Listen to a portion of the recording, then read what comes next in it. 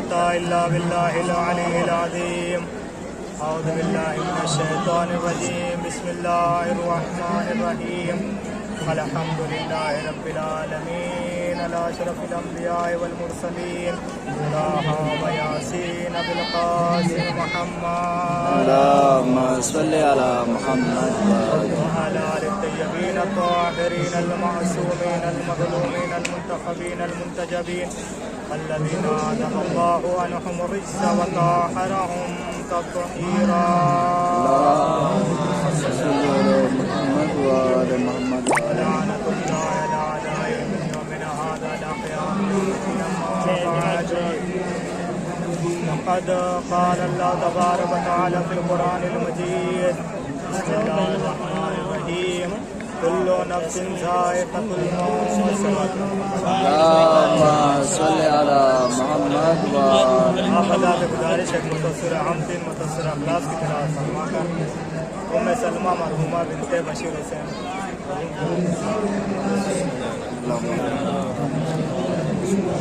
بس مختصراً ثواباً کیونکہ موت ایسی چیز ہے جو برحق ہے. موت سب کو آنی ہے. کس کو کس اعتبار سے آئے اس کا فیصلہ انسان کے ہاتھ میں ہے. جیسے اعمال ہوں گے ویسے ہی اس کی روح قبض ہوگی. آج کے دور میں اگر دیکھا جائے تو بعض لوگ اسرائیل کو برا کہتے ہیں. کیوں؟ اس لیے کہ وہ کہتے ہیں کہ ہمارے بیٹے یا ہماری روح کو قبض کرتا ہے. یہ نہیں جانتے کہ یہ اس میں خدا ہے پروردگار عالم جس کے لیے کہتا ہے. اس کو معمور اس فرشتے کو کیا گیا ہے اسی کام کہ لوگوں کی روح کو قبض کرے. کل نفس ذائقۃ الموت. ہر انسان کو موت کا مزہ چکھنا ہے. موت کیا ہے یہ انسان اس طریقے سے اندازہ لگا سکتا ہے کہ موت کی تعریف جو کی گئی ہے, موت کی تعریف میں علماء کا اختلاف ہے. بعض کہتے ہیں کہ موت امر وجودی ہے, بعض کہتے ہیں موت امر آدمی ہے. لیکن تحقیق شدہ بات یہ ہے کہ موت امر وجودی ہے. اس صورت کو اس طریقے سے جو ہے بیان کیا گیا اس کی تعریف میں کہ الموت صفت وجودۃ مغادۃ للحیات. موت ایسی صفت ہے کہ جو حیات کی ضد ہے. جیسے ہر چیز کی ایک ضد ہوا کرتی ہے. دن کا ضد رات ہے, اور اس طریقے سے اگر دیکھا جائے ہر چیز کی ضد ہے, یعنی اسی چیز سے وہ چیز پہچانی جاتی ہے. اگر رات نہ ہوتی تو دن کا اندازہ نہیں لگایا جا سکتا, یا دن ہوتا رات نہ ہوتی تب بھی دن کا اندازہ نہیں لگایا جا سکتا. کیوں؟ اس لیے کہ اس کی ضد سے جو ہے پہچانی جاتی ہے. اب کہہ دوں کہ موت کی ضد ہے حیات. صلوات پر محمد. قرآن مجید میں اعلان ہوتا ہے تبارک الذی بیدہ الملک وہو علی کل شیء قدیر الذی خلق الموت والحیات لیبلوکم ایکم احسن عملا. سبحان اللہ. پاک و پاکیزہ ہے وہ ذات جس کے قبضہ قدرت میں تمام کائنات کی باغ ڈور ہے. سبحان اللہ. الذی خلق الموت والحیات, جو ہر چیز پر قادر ہے. اس کے لیے یہ الذی خلق الموت والحیات, جس نے موت اور حیات کو اس لیے خلق کیا تاکہ لوگوں کو آزمائے اس کے اعمال کہ جس نے اس کے اعمال کیے اچھے ہیں کہ نہیں. سبحان اللہ. یعنی اس کا اندازہ لگایا جا سکتا ہے کہ انسان کی خلقت جو قرآن مجید نے بیان کی ہے وَمَا خَلَقْتُ الْإِنسَ وَالْجِنَّ إِلَّا لِيَعْبُدُونَ, ہم نے جن و انس کو خلق ہی نہیں کی لیا الا لیعبدون, سوائے یہ کہ عبادت کے لیے. تو ظاہر سی بات آپ اندازہ لگا لیں ادھر جو ہے کہ الذی خلق الموت والحیات لیبلوکم ایکم احسن عملا. تو عزیزان گرامی اس آیت کریمہ میں پروردگار عالم نے موت اور زندگی کا تذکرہ کیا، موت اور زندگی کا تذکرہ کیا۔ عدم محض امر وجودی کی تخلیق ہی نہیں ہوتی، امر وجودی کی جو ہے تخلیق نہیں ہے، لیکن امر وجودی کا اندازہ اگر لگائیں امر وجودی نہیں ہے، اس لیے کہ اگر پروردگار عالم نے جو اس آیت میں جو ہے بیان کیا ہے کہ لفظ خلقہ استعمال کیا ہے، اس سے اندازہ یہ لگایا جاتا ہے کہ انسان کی جو موت ہے امر وجودی ہوا کرتی ہے۔ تو عزیزان گرامی حقیقتاً جو موت بدن اور روح کے تعلق ختم ہونا ہے، روح اور بدن کو ظاہراً اگر دیکھا جائے اس کی تشبیہ بہت ساری چیزوں سے دی گئی ہے، جیسے ملا اور کشتی کے ذریعے سے، اور موت ایسے ہے جیسے کشتی ملا کے اختیار سے جدا کر دیا جائے، یا یہ کہ روح وہ چراغ ہے جو ظلمت قطع بدن سے روشنی عطا کرتا ہے، روشن ہوتا ہے، جس کے ذریعے سے اعضاء و جوارح روشن ہوا کرتے ہیں۔ ظاہر سی بات ہے اگر جو ہے اس میں سے روح کو نکال جدا کر لیا جائے بدن سے تو اندھیرا ہی اندھیرا نظر آتا ہے۔ تو آپ اندازہ لگا لیں کہ جس طریقے سے بنا پر ہی کہ اگر یہ کہا جائے کہ اس کے روح کا تعلق جو ہے اس میں بدن میں حلول کرتی ہے، یعنی صرف بدن میں حلول نہیں ہے، اس لیے کہ داخل اور خارج جو ہے اس کے بدن کا زیبا نہیں دیتا ہے، بلکہ صرف یہ جو ہے تعلق ہے، اور اسی تعلق کا ٹوٹ جانے کو موت کہتے ہیں۔ جب انسان کا یہی تعلق ٹوٹ جاتا ہے تو انسان کو موت آ جاتی ہے۔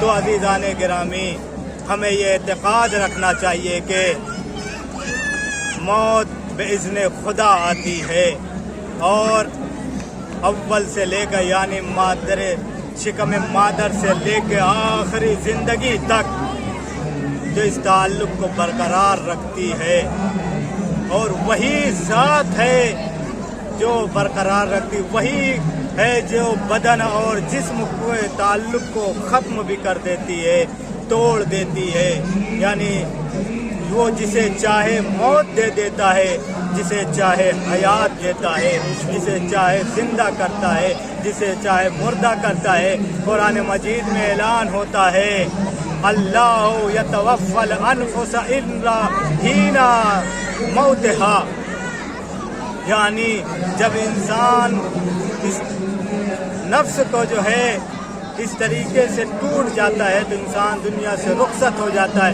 اسی لیے کہتے ہیں کل نفس ذائقۃ الموت، ہر انسان کو موت کا مزہ چکھنا ہے، ہر انسان کو اس زندگی سے جانا ہے، اس کے اعمال کے اعتبار سے اس کے موت آتی ہے۔ اور جب موت آتی ہے لوگ کہتے ہیں کہ اس کی روح بے دردی سے نکلتی ہے، مومن کی روح کبھی آسانی سے نکلتی ہے تو کبھی بے دردی سے نکلتی ہے۔ اس کا تعلق اس لیے بے دردی سے نکلتی ہے تاکہ اس کے جتنے گناہ ہیں، اس کی جتنی چیزیں ہیں اسی دنیا میں ختم ہو جائے، آخرت میں جا کے اس کے لیے آرام ہی آرام رہے۔ اور کافر کی روح آسانی سے اس لیے نکل جاتی ہے تاکہ اس کی جتنی نیکیاں ہو یہیں پہ ختم ہو جائے، وہاں جا کے اس کے لیے وہیں سے مصیبتیں شروع ہو جائیں۔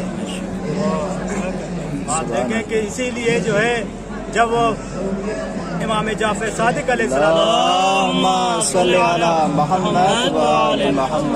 موت کی تشریح کرتے ہوئے کہتے ہیں کہ مومن کے لیے دنیا قید خانہ ہے اور کافر کے لیے جنت ہے، یہ رسول کی حدیث ہے، لیکن اس کی تفسیر صادق آل محمد امام جعفر صادق علیہ السلام مومن کی جتنی پریشانیاں ہیں وہ آخر قبر کی منزل تک ہوتی ہے، لیکن جو ہے کافر کی جتنی اچھائیاں ہیں، جتنا آرام مل جاتا ہے وہ قبر کی آخری منزل تک، اس کے بعد مومن کے لیے آرام ہی آرام ہے، کافر کے لیے جو ہے سزا ہی سزا برقرار کر دی جاتی ہے۔ کیوں؟ اس لیے کہ جو کچھ ہے اس کو اسی دنیا میں دیکھنا ہے۔ تو عزیزان گرامی، ایک ایصال ثواب کی مجلس، لوگ اس جگہ پہ مجلس کرتے ہیں تاکہ ان کی روح اور ثواب پہنچے، لوگ اسی لیے اپنے مرحومین کا ایک ذریعہ بناتے ہیں، مجلس ادا ہوتی ہے۔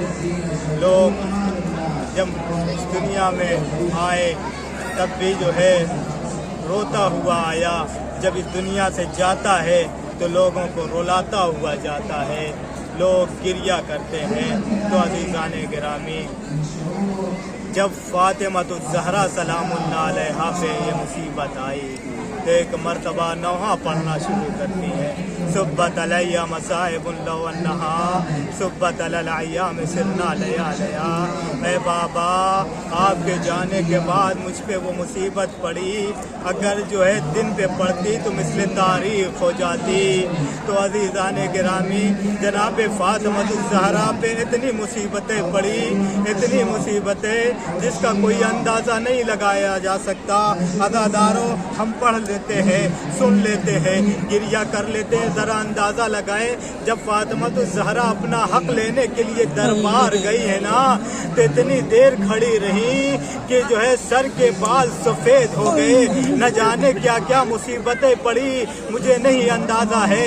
لیکن عزاداروں، جناب فاطمہ الزہرا جب گریہ کرتی تھی نا تو لوگ کہتے تھے آقا علی فاطمہ سے کہہ دے کہ یا دن میں رویا کرے یا رات میں رویا کرے۔ عزاداروں، ایک فاطمہ روتی تھی پورا مدینہ خلل ہو جاتا تھا، یہ کیسے ہوتا تھا؟ عزاداروں، اس کا اندازہ اس روایت سے لگایا جا سکتا ہے، اس طریقے سے لگایا جا سکتا ہے۔ جس وقت فاطمہ روتی تھی نا تو صرف فاطمہ نہیں روتی تھی، ارے در و دیوار فاطمہ کے لہجے میں روتے تھے، ارے حسنین فاطمہ کے لہجے میں روتے تھے، ارے دنیا کی ہر چیز فاطمہ کے لہجے میں روتی تھی۔ یہی وجہ تھی کہ پورا مدینہ گونجتا تھا، فاطمہ گریہ کر رہی ہے۔ عزاداران معظلوم کربلا، بدو چا فکرے و مجلس تمام ہے۔ عزاداروں، جب یہ دنیا سے فاطمہ الزہرا گئی ہے نا، جب علی غسل و کفن دینے لگے تو ایک مرتبہ میرا صابر امام چیخ اٹھا اور چیخ اٹھا۔ جب لوگوں نے پوچھا مولا آپ اتنے صابر ہیں، آپ کے اوپر کون سی مصیبت آ گئی؟ ایک مرتبہ علی کہتے ہیں ارے فاطمہ اتنی صابرہ ہے کہ پسلیاں ٹوٹ گئی، کبھی شکوہ نہ کیا، محسن شہید ہو گیا لیکن کبھی فاطمہ نے شکوہ نہ کیا۔ عزاداروں، غسل و کفن ہونے لگا، جب ہو گیا آخری دیدار کے لیے ہمارے یہاں بھی بلایا جاتا ہے نا کہ لو آؤ آخری دیدار کر لو۔ عزاداروں، آخری دیدار کے لیے امام حسن نے آخری دیدار کر لیا، ادھر امام جناب زینب نے آخری دیدار کر لیا ماں کا، جناب ام کلثوم نے ماں کا آخری دیدار کر لیا۔ لیکن عزاداروں، ایک مرتبہ جب امام علی نے امام حسین کو بلایا، کہا بیٹا ماں کا آخری دیدار کر لو۔ حسین آگے بڑھے، کچھ دور بڑھ کر کھڑے ہو گئے، کھڑے ہو کے ایک مرتبہ وہیں سے پھر علی کہتے ہیں بیٹا آؤ دیدار کر لو۔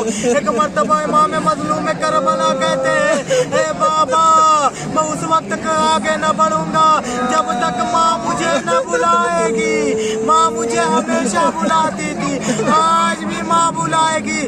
عزادار ایک مرتبہ بندے کفن جو ہے کھلے، دو ہاتھ آئے، نمودار ہوا میرے لال میرے سینے سے لگ جا، ارے حسین ماں کے سینے سے لگ گئے۔ عزادار ایک جملہ کہنا چاہتا ہوں، عجب نہیں حسین نے کہا اے ماں جب کربلا میں گھوڑے سے زمین پر آؤں اس وقت بھی آپ مجھے اپنی آغوش میں لے۔ وَسَيَعْلَمُ الَّذِينَ ظَلَمُوا أَيَّ مُنقَلِبٍ يَنقَلِبُونَ إِنَّا لِلَّهِ وَإِنَّا إِلَيْهِ رَاجِعُونَ رِضًا بِقَضَائِهِ وَتَسْلِيمًا لِأَمْرِهِ۔ پروردگار سے دعا ہے مالک پروردگار جن محکومہ کے لیے مجلس رکھی ہے انہیں جوار معصومین میں جگہ عنایت فرما اے میرے اللہ واسطہ محمد والے ان کے تمام گناہ صغیرہ کبیرہ کو معاف فرما حاضرین مسجد کی دل مرادوں کو پورا فرما اے میرے اللہ حاضرین مسجد کی تمام مرادوں کو پورا فرما جن لوگوں نے دعا کے لیے کہا نہیں بھی کہا ہے تمام حاضرین کو قبول فرما ہم سب کی روزی میں روز فروغ کرتے عنایت فرما اے میرے اللہ واسطہ محمد والے محمد کا دل بدر زہرا مرتضیٰ حضرت امام ولی عصر میں زمانہ عجیل فرما ان جوان انصار ان کا شمار آپ حضرت گزارش خدمت و رحم خدمت و اخلاص کی تلاوت فرما کر ام سلمہ مرحومہ بنت بشیر حسین